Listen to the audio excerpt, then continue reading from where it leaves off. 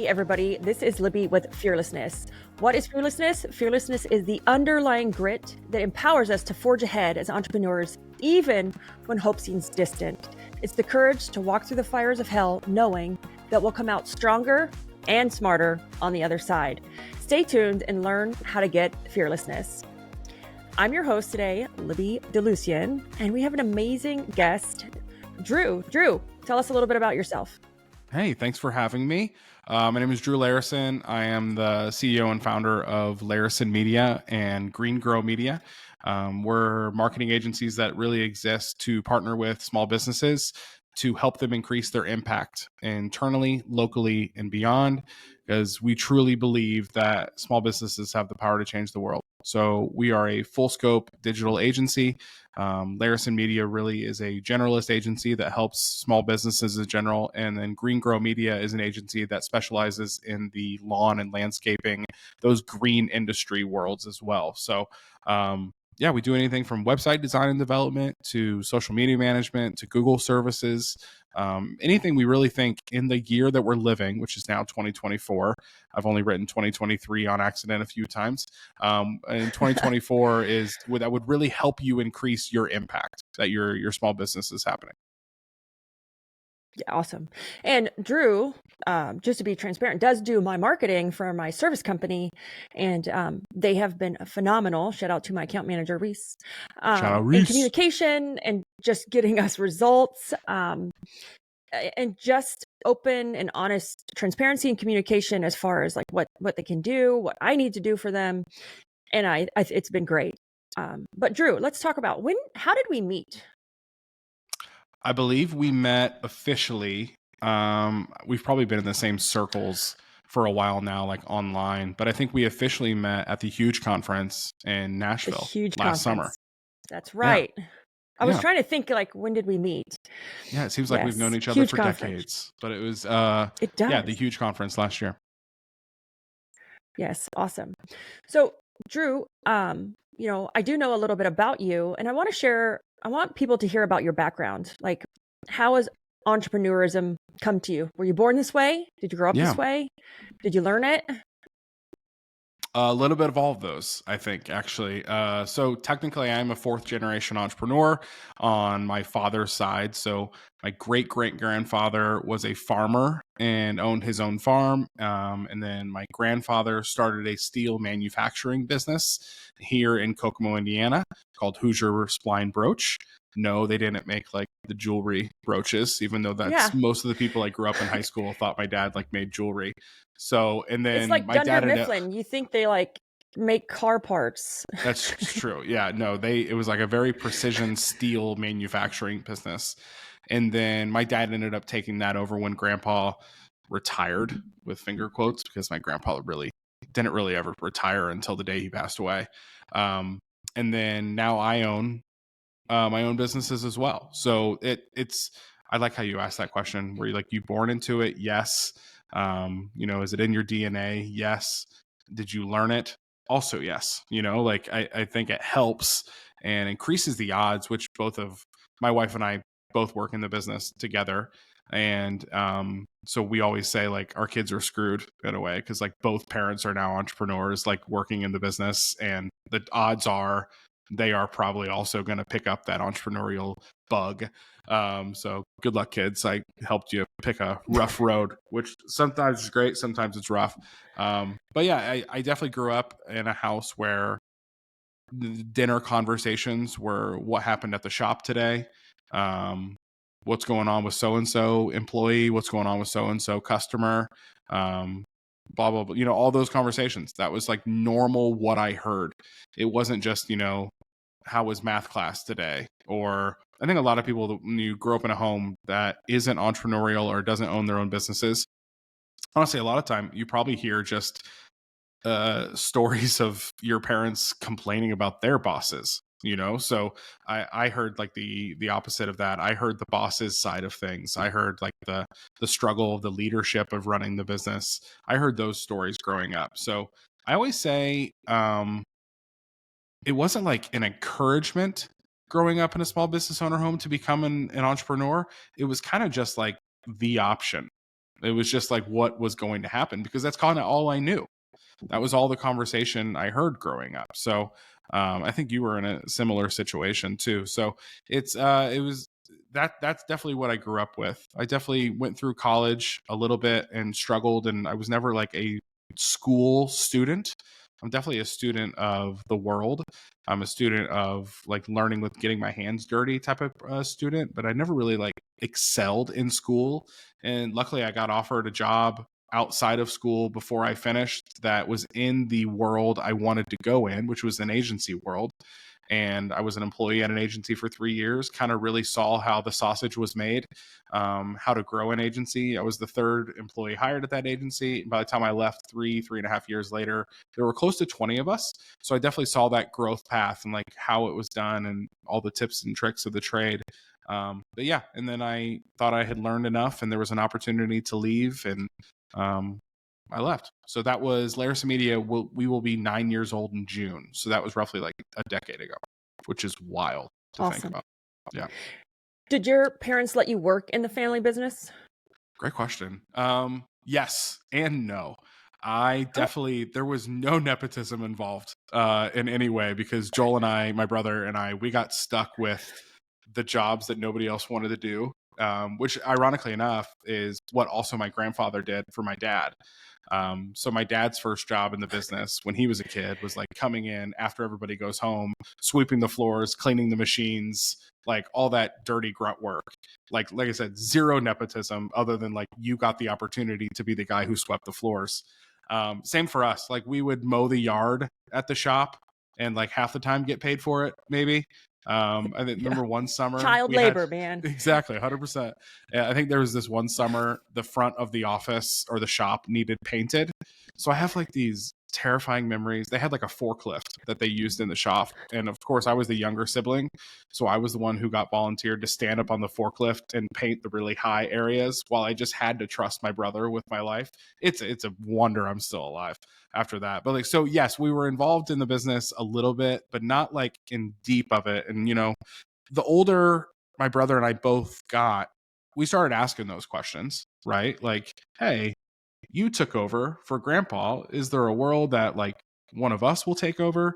And honestly, the response to this answer, or the response to this question, is one of the best things my dad did as a parent. Was he always responded with, no, you'll do something better. It was always his response, you know, and that wasn't like and I knew this, like that wasn't like a no, you're not allowed to, but like it was also this moment of just like, you know, I'm your dad. If you ever really want to take over the business, it's yours. Let's work through that.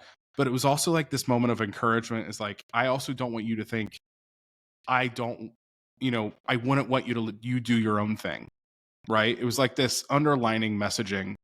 It's just so good. And I've actually started using that line on my kids now. You know, if my son asks, I need to use that line. It's so good, right? Because it's got triple meaning to it. And it's this freedom that you don't, because a lot of entrepreneurial kids feel that. They're like, oh, I'm gonna get stuck with the family business, whether I want it or not. And family businesses is hard too. You know, I was talking about like those conversations I would hear at the dinner table. A lot of those were like my dad fighting with my grandpa, arguing, you know, and I think hindsight, my dad and grandfather easily would have had a better relationship if they didn't work together. There was a lot of headbutting. They were both like beautifully Larison stubborn, you know, and it's a lot of came from that. So I think there was a part of that answer he would give that really like served to that as well. He's like, I never want you to think it's my expectation. Of course, my children can be involved if they want to be, but also I think highly of you enough as my kid, you can do something better. You know, so that was always my dad's response. He's like, no, you'll do something better. And I don't know if I'm doing something better, but I definitely am doing something on my own. I don't think digital marketing and like precision steel manufacturing have anything in common. But you know, so it's been a cool path, and now I'm like starting that cycle over again with my kids. So they're 8 and 10. So they're definitely getting to that age where they're starting to ask more specific questions. And I had a pretty good roadmap to how to answer those questions. You know, that's a great I love your dad's response. Austin, one time, he's 15 now, asked me, this was probably about 3 or 4 years ago in the car. He said, hey mom, who gets the businesses when you die? And I was like, why? He's like, well, because I think I want them. And I said, well, it doesn't work that way. Sure doesn't. So I love that response. And I think that this is, a topic that a lot of people get confused on and is not really talked about. And I think there's a couple topics here. One is working with your spouse as an entrepreneur and bringing that spouse into the business. Me and Chris just did a podcast. It was the one we kicked off for the beginning of the year, Living with a Monster. And it was me, was the monster. Everyone thought it was going to be Chris. And, how do you live with that person? But then the other side of that too is raising kids in an entrepreneur family, is a topic that is actually very rarely talked about. And I love this topic because, they see us work all the time. They see us struggle. They see us fail. I'm sure my kids have seen me lose my shit. I'm sorry. Not on employees, but on myself, like made mistakes. Or just situations in general. I thought I could run Google AdWords by myself in my early days, and I spent like $1,800 overnight and got nothing. Yeah, I remember that story. Yeah. I will say you're not the only person who's done that. If that provides any comfort for you. I've heard that story many times. Yeah. Yeah. Daily budget, one of the more, most important things you can set when setting any sort of paid ad campaign. Yeah.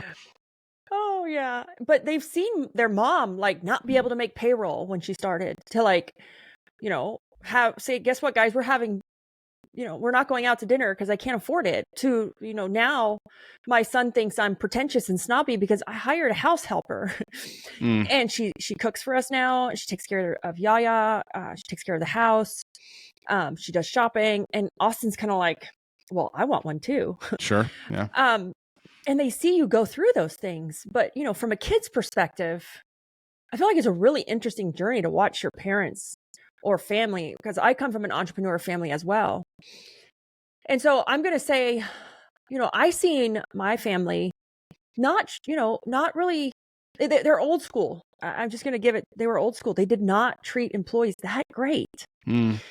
And it was a learning lesson for me. And I think that's what drives me as an entrepreneur.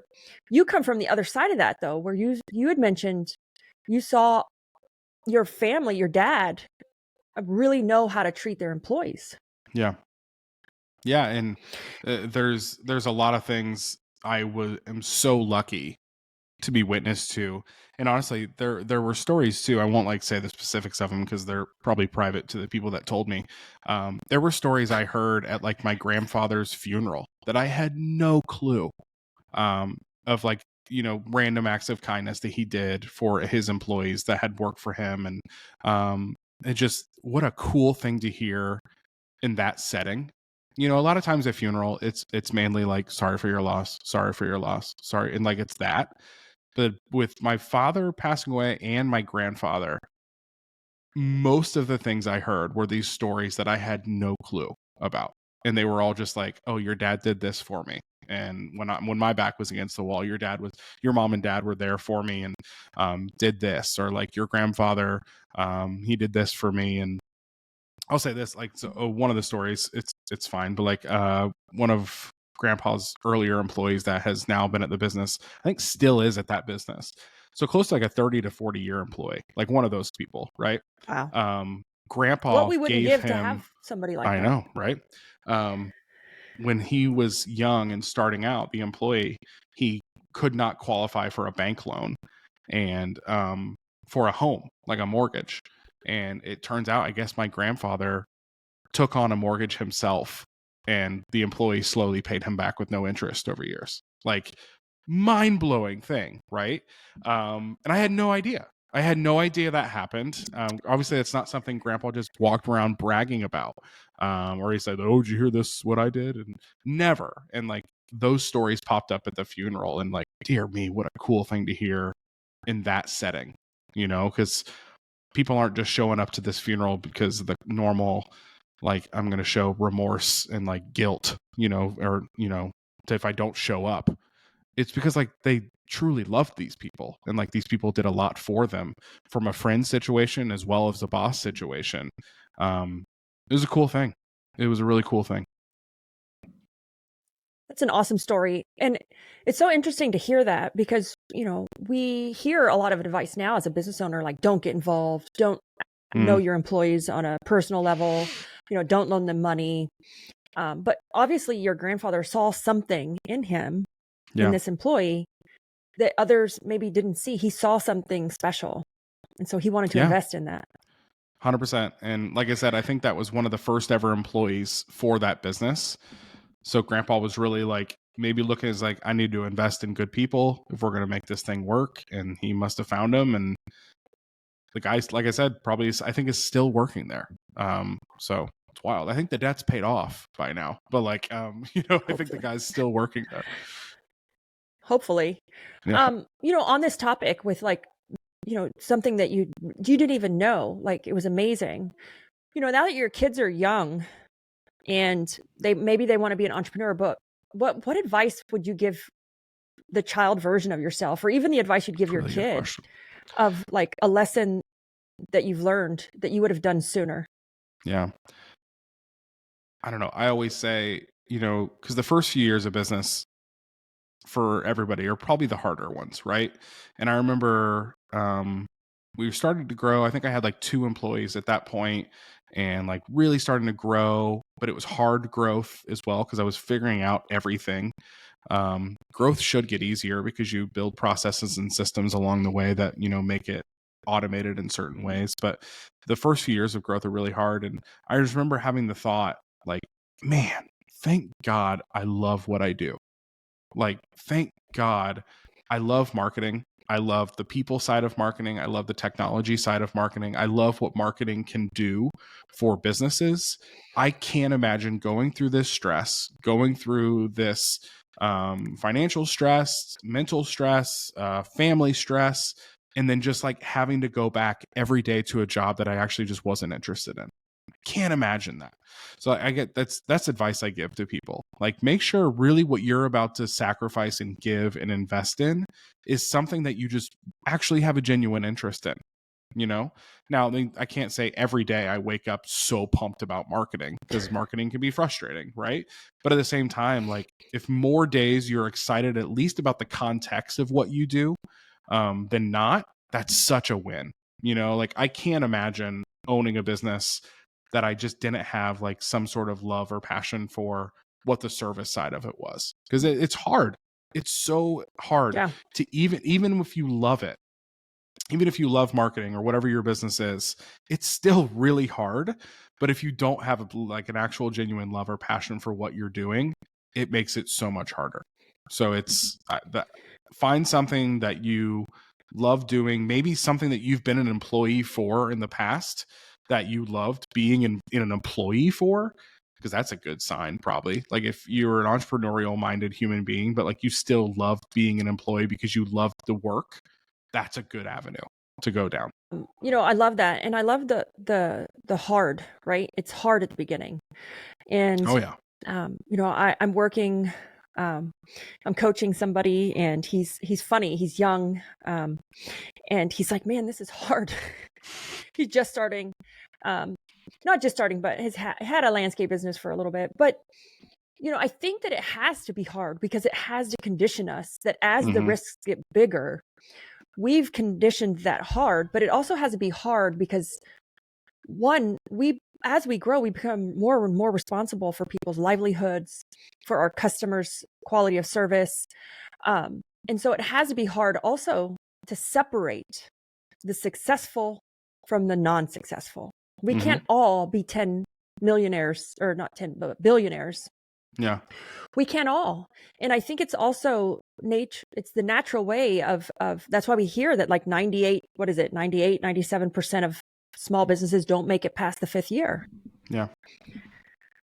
Well, that goes back to what, sorry, go ahead. You finish. No, I was just going to say that it's something to look at as an entrepreneur. Am I willing to do the hard? Yeah. Because if I'm not, I'm not going to make it through this threshold. everyone thinks there's an easy button, and it's not. It Yeah. sucks sometimes, and it's really hard. We just sometimes, some people just make it look easy.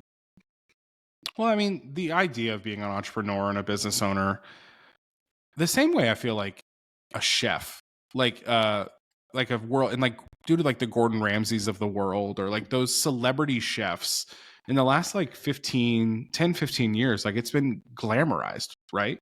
But like if you ever really want to see what it's like to be a chef, just peek your head into any kitchen on a Friday night at a busy restaurant. Like it's the definition of organized chaos, right? It's hard. Like you have burns all over your hands. Your feet are so sore from running around. Your head is probably pounding because you haven't drank water in so long.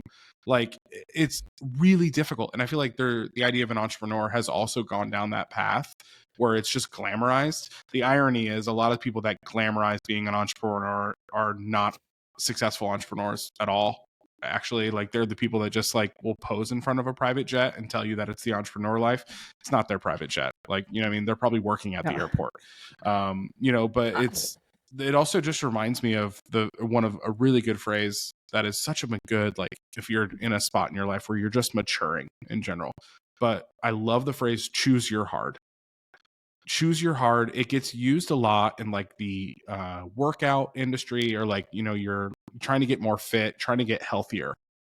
You can choose your hard. You can either start working out and eating right at a younger age, which is hard because working out is difficult, right? It takes discipline. It's like you're sore all the time. Like working out is difficult. Or you could ignore all that, and when you're older, you're going to have a lot of health problems, and like that's going to be really hard. You're going to be on tons of medication, things like that. But I mean, it's so true what you're describing. Is like choose your hard. Either work really, really hard and go through those things, get those burns on your hands, right? Have those sore feet. Like I was talking about with the chef in those first years of your business. Now do that now so you can, you know, have that more freedom of a life later. Or, you know, just don't do that and then you're bankrupt. You know what I mean? Like there's hard on either route. You just got to choose which hard route you want to go down.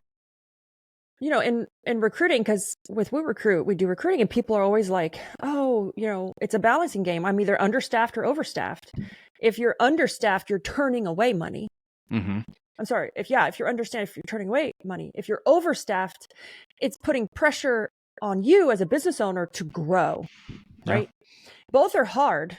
I said, you know, you're just going to have to choose your hard. Mm-hmm. And, you know, it's a choice that, you know, people think that there's an easy button.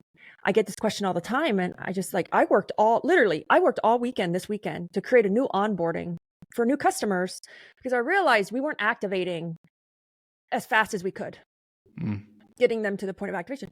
So yeah, I worked all weekend. Was that fun? No.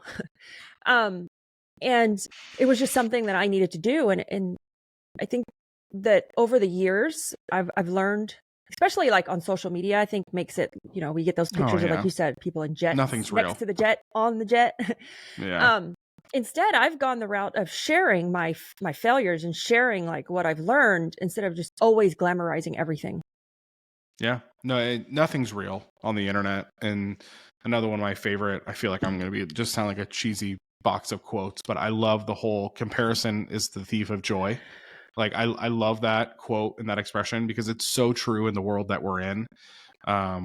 You know, and unfortunately we live in a world where most of the time the first thing we do when we wake up is we grab our phone and start comparing our lives to everybody else's that we're seeing on social media. But especially in that entrepreneurial world, you know, maybe that would be my advice would be to someone starting out or starting a business, do your absolute best to not pay attention to anyone else for like the first 2 to 3 years. Like hunker down in your own world and like really just worry about you and your thing, and don't spend time comparing yourself to others that are trying to do the same thing, because that is Drew, such you're gonna laugh at me. a trap. You're gonna laugh at me. So I have this habit, and I haven't really shared it out loud very much, but I block my distractions. I block my competitors from my profile. And I want to explain why I block them. I block them not because I don't want them to see what I'm doing. I block them because I don't want to see what they're doing because it is a distraction. And I get Yeah. in my own head and I get in my own way. And then I get all upset or huffy, not with them, with myself. So I saw the speaker speak on stage about like blocking your distractions, like know what those are. What are those procrastinators, those time suckers? Mm-hmm. And so like literally I blocked my competitors. That's um, smart. and even though, yes, we might need to see them, but I'm not doing that. Like someone on marketing is going to look kind Sure. of doing, what are they doing? But if I saw it, I get in myself, in my head. Yeah. Because And that's kind of where comparison is that, the thief of joy. yeah, It's such a true yeah. statement. So if I've blocked you, it's not because I'm mad at you. It's because you're a Now I want to go see distraction if and I you've don't want to blocked me see or it. anything. um, so I want to, continue on that joy, right? So Drew, how do you define what is success to you? Like, It's a great question. what is that measure? Like, how do you measure success? And has it changed over the years? Yeah. And I think if your definition of success hasn't changed over a year span, something's not right. In your growth of a leader or a business owner or any of those categories of people or human, I guess, in general. I don't care if you're a leader or not. Like your definition of what success is should definitely be changed the more you mature through life. But yeah, I mean, when you start off, you're scrappy as probably ever and you're trying to make as much money as you possibly can because that's what the world has told you that success is that it's 100% financial and then nothing else matters. They might not just say it's through a paycheck, but like the trips you can take, the cars you can buy, the houses you can buy, all of that equals financial success. So when you start out, like that's it, right? Like I'm going to show my previous boss that I can make more money on my own than what he was paying me or she was paying me my last job, um, but then, it grows into more of that. It grows into just happiness is such a powerful thing that I think we have forgotten about, as sad as that sounds. Like, I think we forgot about like what happiness really is and what it means and what it really feels like to be happy and like content with life. But I know success is being able to spend time with my kids, spend time with my wife, um, go on like we love to travel together. If there's one thing we're like bougie about, we love traveling and like showing our kids the world. That's what we love to do a lot. Right now, I'm it's a lot of bougie Disney about my World. Marriott hotel. There you go. Yeah, you are a Marriott person. Yeah. Like right now, it's a lot of Disney World just because of the age of my kids. But like, I love going off and experiencing different things with my kids and my family.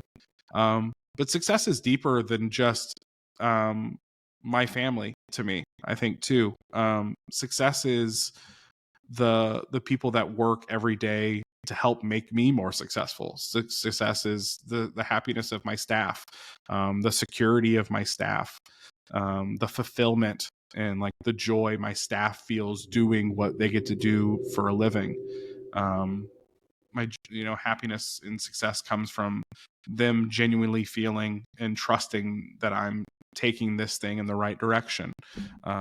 That's a layer of success to me that when you first start off you don't have because you don't have a staff when you first start off, so there's no one even to lead or to trust you with anything. So there's certain things like that that I would define as successful. And I know I've told you this story before, but like ultimate life success inside of business was shown to me in a really cool way.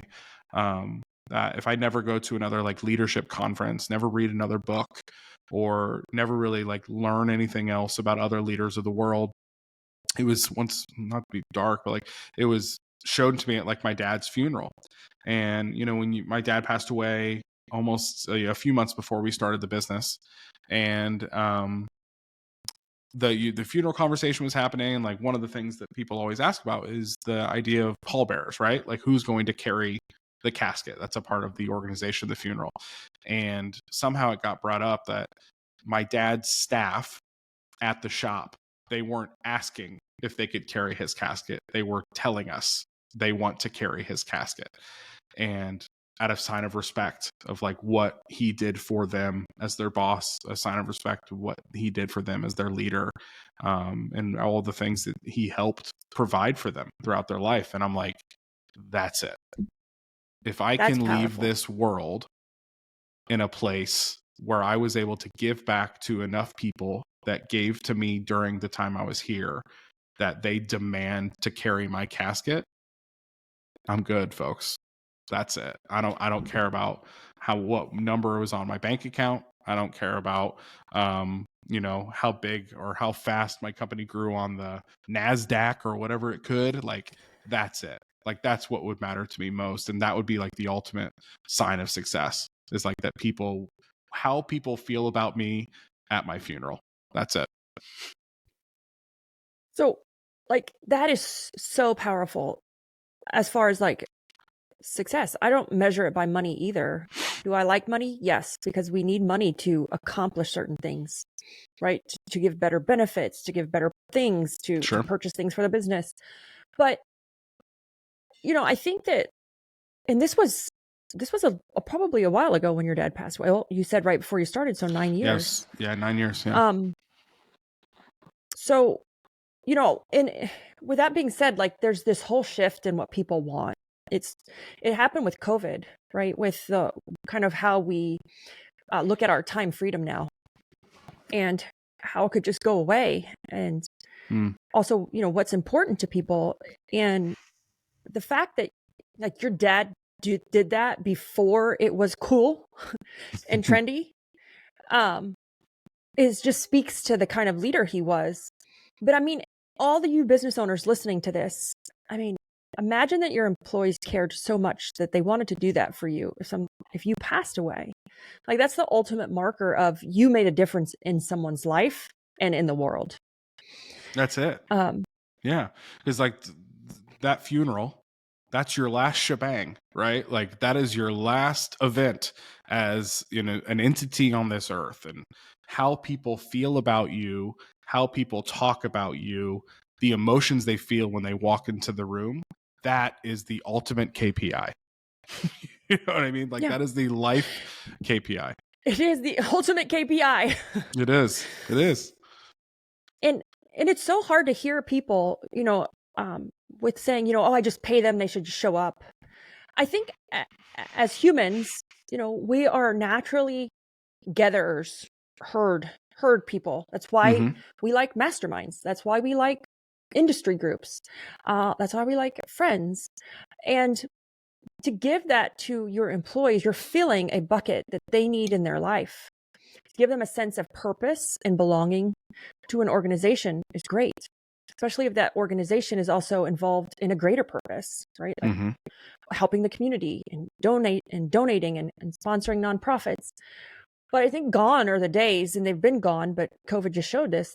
I can't just pay someone to come and do a job and expect them to show up every day on time if I'm not filling the bucket inside of them. The money's not going to fill it. 100%. And I think there's this myth that has been told for generations and decades that you can't be business successful and then also human successful, right? Like you have to be that tough guy. You have to be that Rockefeller that was always known as like this tough human being, and that's why he was successful in business. There's this myth that you can't have both, and it's just not true. There's been enough examples of people in the world that did both, and were successful in both sides of that spectrum. So let's just get rid of that myth, and like, let's not, at the same time, I think it's important because you can go down a really dangerous road too, as maybe an HR or a business owner. And I think giving with expectations in return is a really dangerous place. It almost never works out. That is something that almost never works out the way you think it's going to, especially if those expectations are talked about beforehand, which really doesn't make it a gift at all. Like, hey, I'm going to give you this. I'm going to give you this X benefit inside the company, but I need you to be here for 10 years. And I only can have you take 6 days. So that doesn't exist. The person will no longer want the gift.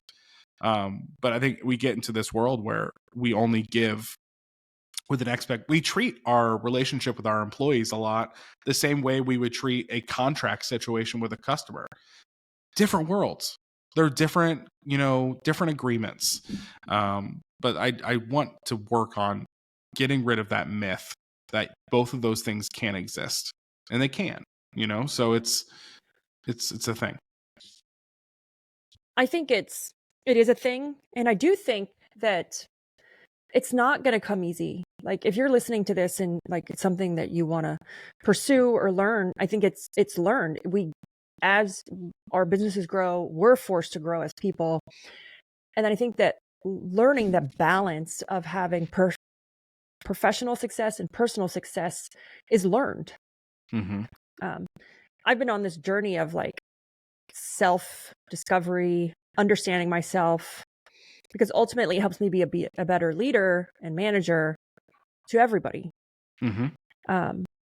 It's just been, and admitting those mistakes and faults, or even when you don't know something. Like I'm the biggest advocate now when one of the employees asks me something, I have great question. I don't know. I have no clue how to do this. Yeah. Yeah. Like if you would help me figure this out, God, I'd be so grateful. Yeah. And then that empowers them, and you're then handing trust to them, and it's such an empowering moment.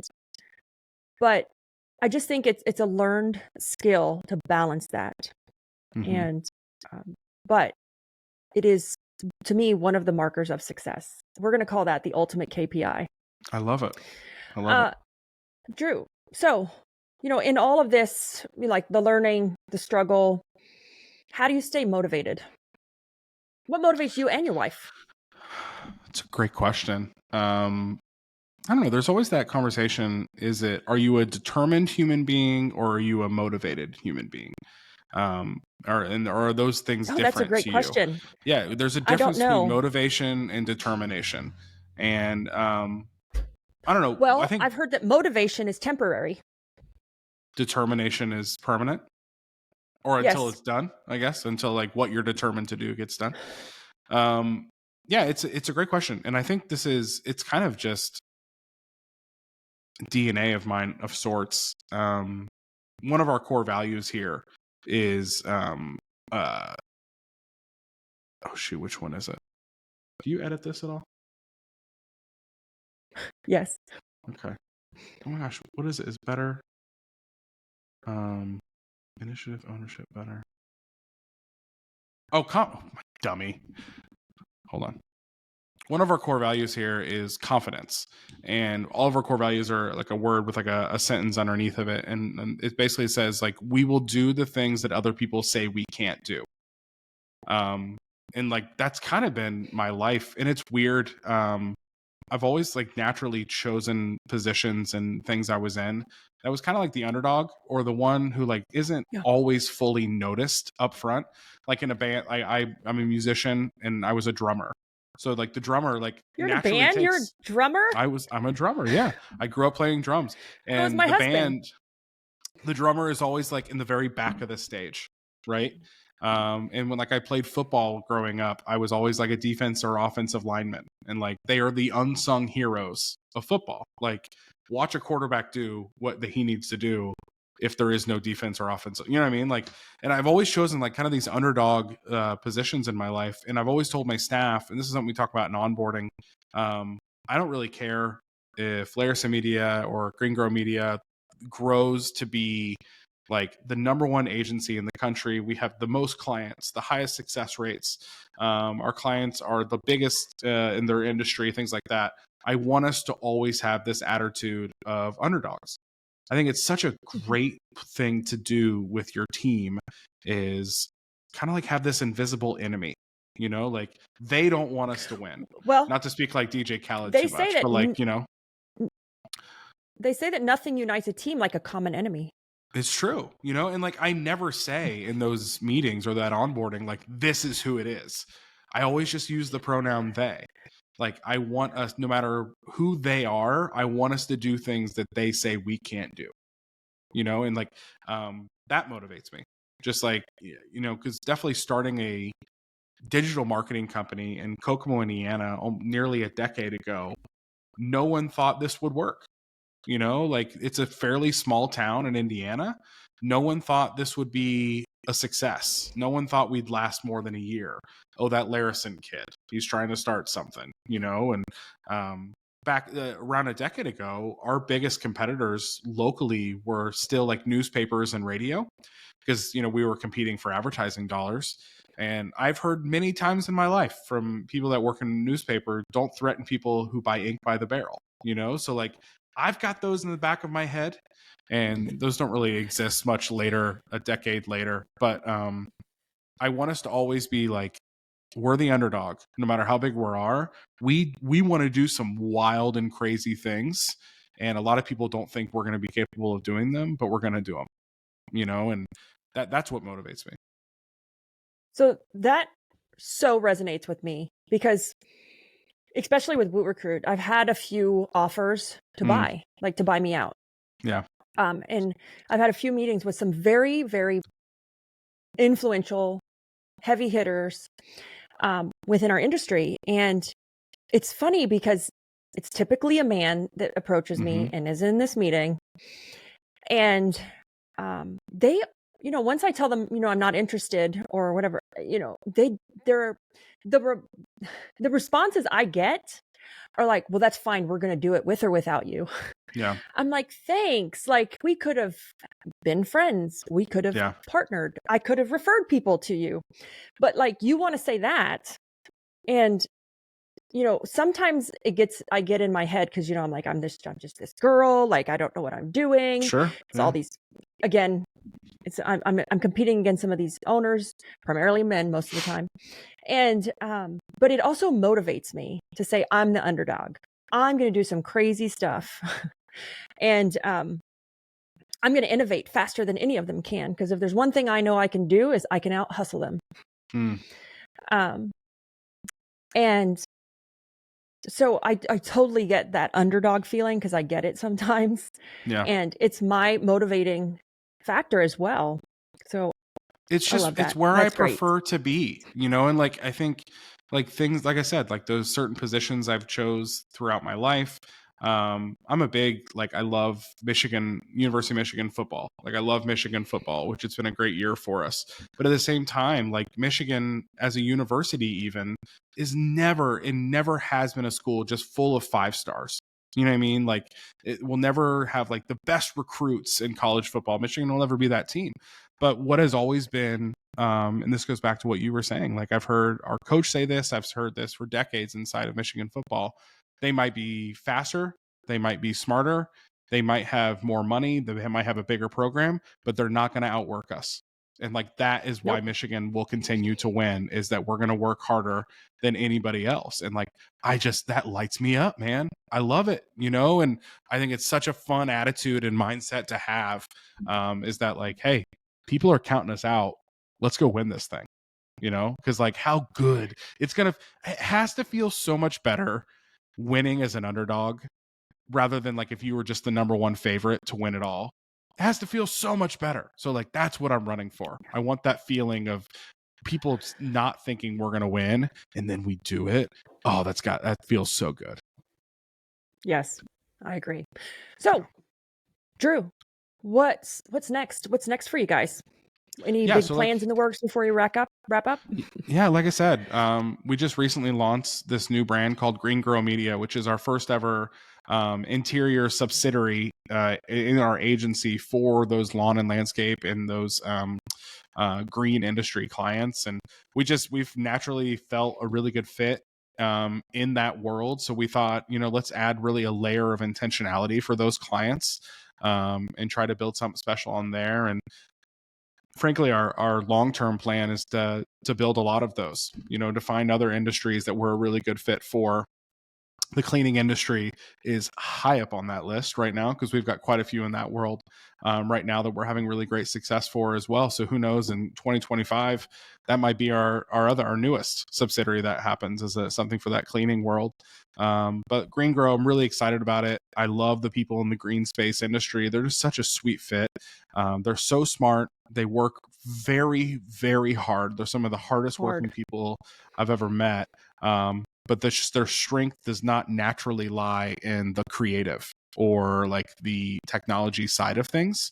So we're really able to go in, and it's such a great relationship. And every agency relationship should be like this. Like, hey, let us do what we do best so you can continue to go and do what you do best. And we're seeing that to be such a sweet fit in that green industry space. So be on the lookout for that. Green Grow Media is coming soon. Awesome. I think that for us too at WootRecruit, we have the same fit for the green industry and also cleaning. And I think that's probably why cleaning and the green industry are great fits for your media company and also for recruiting, is because they're really good at the trade. Mm-hmm. They know the trade. They learned it. They did it for years. But then there's these little side things that they don't have time for, they don't understand, or they don't want to learn. Because a great fit for us as well is the lawn care, the green industry, and also the cleaning space, because they are some of the hardest working people you will ever meet. I mean, I cleaned houses and scrubbed toilets at the beginning as well. And I sucked. I was horrible. I was the worst cleaner ever. I was not efficient. Yeah. I deep cleaned everything. So Drew, where can our viewers find more information about you? Absolutely. Yeah. You can find me anywhere online, any social platform at Mr. Drew Larison, or just search Drew Larison, and larisonmedia.com is our website. greengrowmedia.com will be coming soon as we launch this new brand. But yeah, anywhere you search Larison, Larison, you'll be able to find us. And going back to like, I some content that I want to create from the Larison Media side. The Green Grow Media side is like really funny video content of me trying to mow a yard or like install landscaping and just being awful at it. But like, and say something of the lines of like, trust me, you don't want us doing landscaping, but you definitely want us to be doing your marketing, or something like that. Because it's so true. It's just a really good partnership. That's so a great, it's fun. A great idea. Yeah. That's a great idea. I love it. So we'll make sure to put Drew's contact information in the comments so that you guys can find him better or faster. I want to thank you so much for listening and being a guest, Drew, on the Fearlessness podcast. So that's a wrap for today's journey into the heart of fearlessness. Remember, every step we take moves us towards our own strengths and courage. Keep walking through those fires, because on the other side is a version of yourself that's unstoppable. I'm Libby, reminding you to embrace your fearlessness. Until next time, stay brave, stay bold, and keep pushing forward.